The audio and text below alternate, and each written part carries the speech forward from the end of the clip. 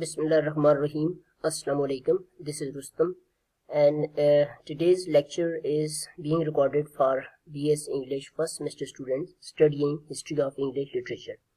So today I haven't planned my lecture. I just jotted down these few notes on a plain paper, and I'm recording this video because we are going to have a class after 1 hour.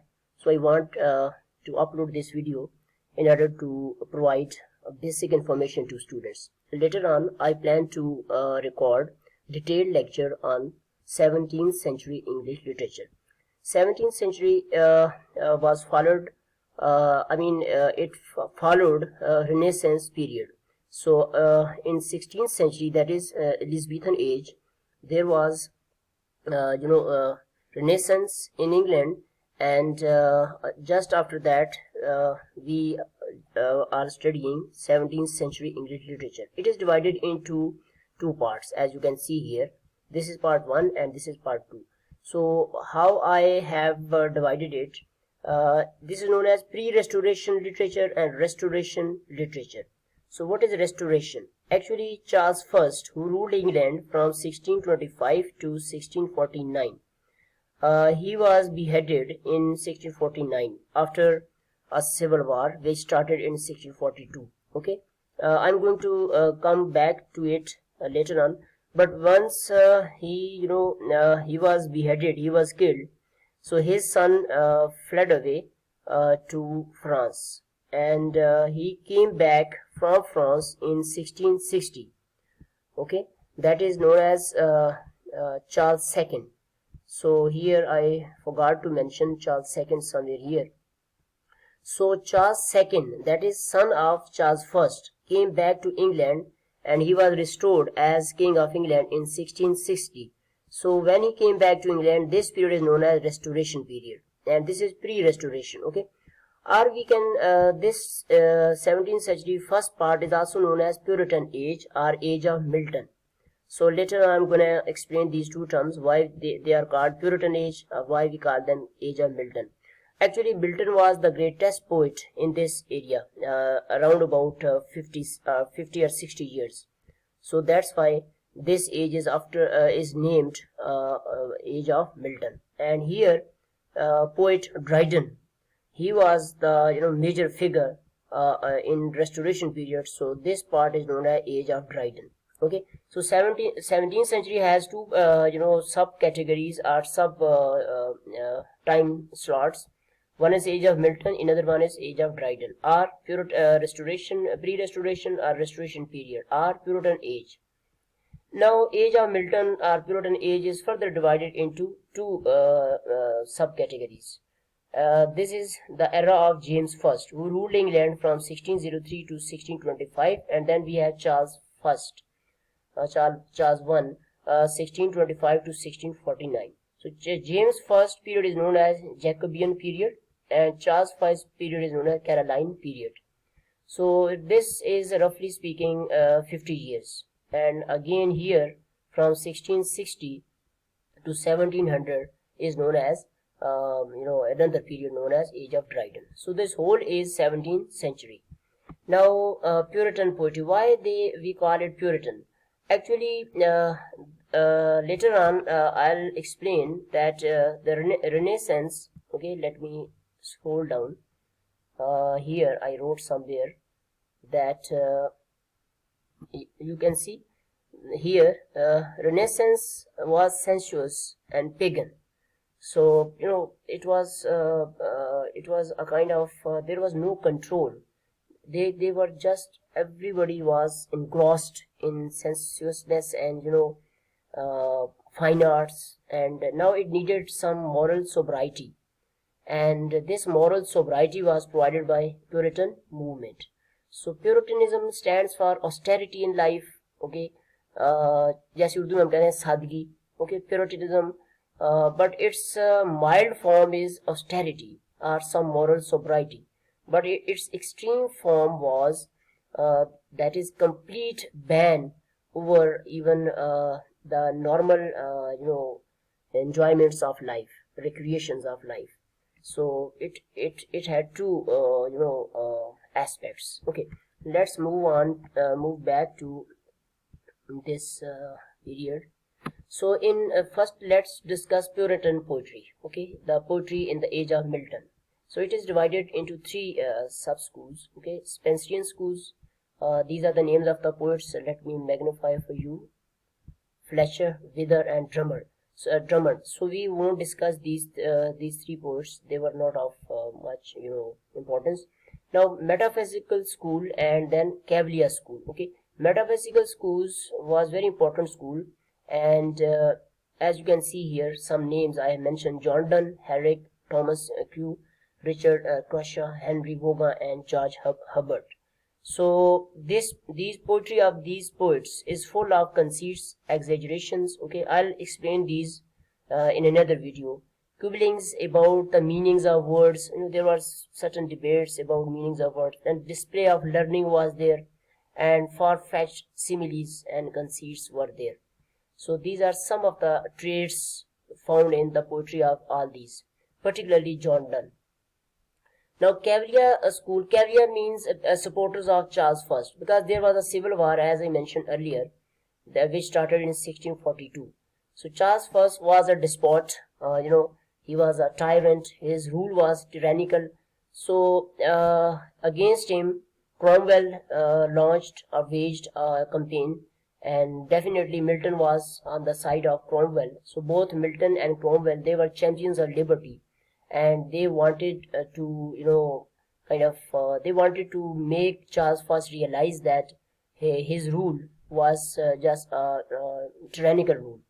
Anyhow, as a result of this civil war, Charles I was beheaded in 1649.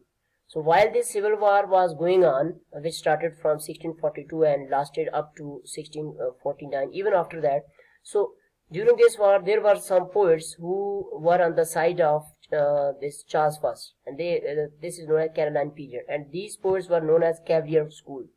So they were supporters of Charles I, and the most eminent figures from this school, Cavalier schools, were Herrick, Lovelace, Suckling, and Crewe. So their poetry is mostly poetry in support of Charles I. So Puritan poetry can be divided into three categories: Spencerian, metaphysical, Cavalier poets. Now, as far as the Restoration period is concerned, this is the most important figure, that is Dryden. Okay, so Dryden also wrote three type of political metrical works, like political styles. Okay, then doctrinal poems, and then the fables. Okay. Here, as you can see, first of all, this one, satirical poetry. Okay, Absalom and Achitophel. So Shaftesbury and King Charles II, I think. So I'll explain later on. So these two represent historical figures. Then the Medal and Macbeth. These three are known as political styles. And as far as the fables are concerned, the Palamon and Arcite and Alexander's Feast. So this first story has been just modeled on the Knight's Tale from Canterbury Tales. Doctrinal poems, there were 2 or 3 doctrinal poems, but this is most important one, the Hind and the Panther. So inshallah, in the next video, I'm going to talk about all these, particularly Age of Dryden and Age of Milton, in detail. But here I just want to warm you up towards 17th century English literature. So now here we have Milton. Milton was the shining star of this age, and he had seen both the ages. Like he was spirit of Renaissance could be found in his work, and spirit of Reformation. That is, he wanted to reform the English society. So in one capacity he was an artist, a fine artist, and in another capacity he was a reformer. That's why this age is known as Puritan age. So Milton was both a scholar of classical learning as well as Hebrew literature. So he had a command over all this. So here you can see his the poetry related to his Reformation side, that represented his religious thoughts, like hymn on Christ's nativity. He talks about Jesus Christ's birth, and it's a kind of lyrical poetry in which he expresses his feeling on the birth of Jesus Christ. Then these two are Latin pieces, El Allegro, that is happy man, and Il Penseroso, that is melancholy or sad man. So Lycidas was again an elegy, and actually Lycidas was written. It's a pastoral elegy. Pastoral means related to some country life, okay, village life, and it was actually dedicated to his friend Edward King, who was Milton's friend at Cambridge University and who was drowned when a sea ship sank into the sea. Then Comus. Comus was a mask. Mask is actually a play on the stage, okay, and again it's a story of a seducer, okay. Comus was a seducer. Actually, there's a girl who had two brothers, and she got lost, and then Comus, who was a kind of necromancy practitioner. He also जिस तरह हम कहते हैं काला जादू. So he was a kind of magician, and it's a very interesting narrative poetry. Then we come to other important works known as Paradise Lost, Paradise Regained, and Samson Augustinus. So this is based upon biblical narrative, and Samson was a judge, a champion, a tragic it's a kind of closet drama, okay, tragic closet drama, and Samson was last of judges of Israelites. So anyhow, I'll explain all this later on. Let me move quickly because video time is going to be a prose. Francis Bacon, his style was aphoristic style, P-theater style. These are the dates he was. And John Bunyan, he was a kind of precursor of English novel. His work is Pilgrim Progress. So few more things about 17th century, like decline of Renaissance spirit. Yes, Renaissance spirit was just declining. Spirit of science, Newton, Bacon, etc. Then popularization of autobiography. So biography just started in 17th century. And a short essay, that is character sketch, it also started. And it was age of style. And moral awakening, as I earlier mentioned. So Milton and Cromwell, they were champions of liberty, and they fought against the tyrannical rule of Charles I. So hope you have got a little bit idea about 17th century literature. Usually it is known as Puritan Age. During these 50 years, it was people started talking about Renaissance. They said that Renaissance was just going beyond every moral confine, so it needed some control. So people advocated austerity and purity in thinking, lifestyle, etc. However, when Charles II was restored, son of Charles I, again England went into a kind of sensuousness.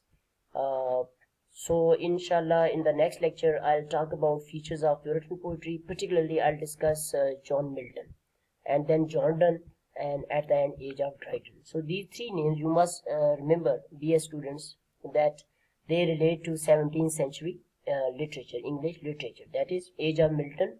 So Milton works. Milton was a prose writer as well as a poet. And Dryden, he also wrote both. He practiced in both literature, prose as well as poetry. And then we'll talk about John Donne, metaphysical poet.